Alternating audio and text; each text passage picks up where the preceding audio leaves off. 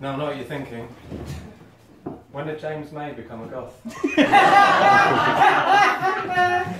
Well, if you had to tour the world with Jeremy Clarkson, you'd become obsessed with suicide too. Being my height used to be an advantage, but not anymore. Reaching for things on the top shelf in newsagents was one of my strengths, but now we have the internet.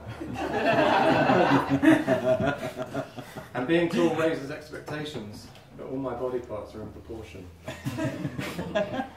So I either end up disappointing women or wanking in front of a carnival mirror. I actually stopped buying dirty magazines when I found out you could sit in a swimming pool viewing gallery. Although you do have to switch swimming pools quite often. People say I'm boorish and insensitive, but peel back the onion and you reveal layer upon layer of cheese. Sorry, did I say onion? I meant foreskin.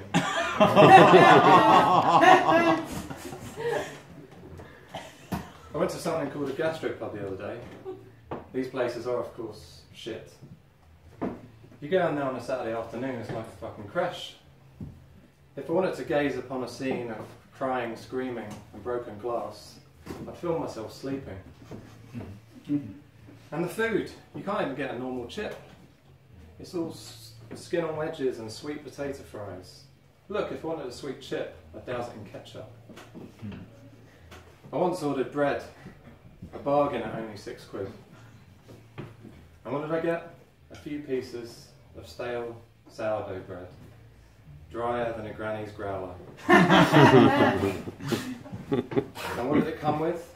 Oil. What am I painting on a landscape? Bring me some butter.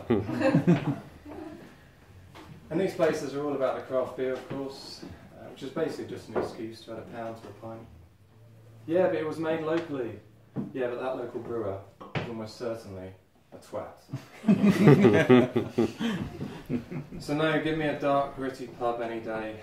The kind of place that reeks of sick and piss and quiet desperation.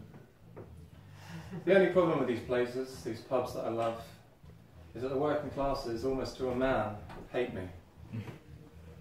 I walk in there with my Herman Hesse book, my Noel Coward coat, and my sensible speech patterns.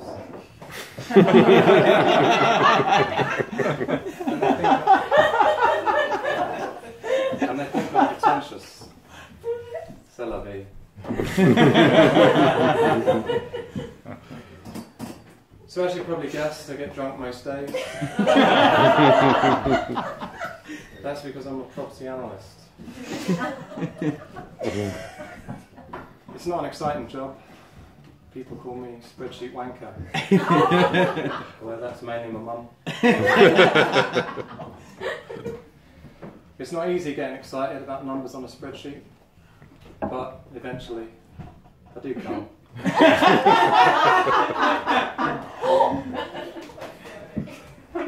As a property analyst, people ask me, why didn't you predict the crash?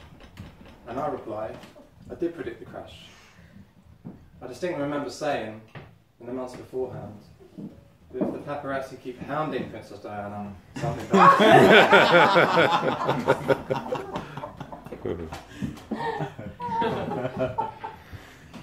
So I heard that the Chancellor, Philip Hammond, is gay. A rampant gay. And he's also trying to lower the corporate tax rate. With that guy, it's all about the race to the bottom.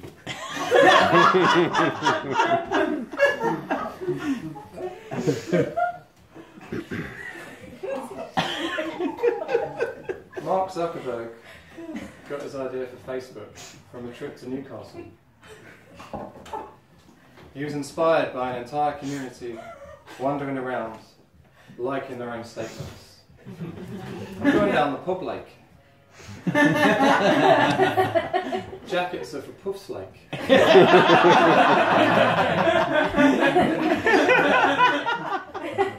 They even like their own misfortune. The shipyard's closed and I've lost my job lake. Zuckerberg thought, wow. And soon after, Facebook was born.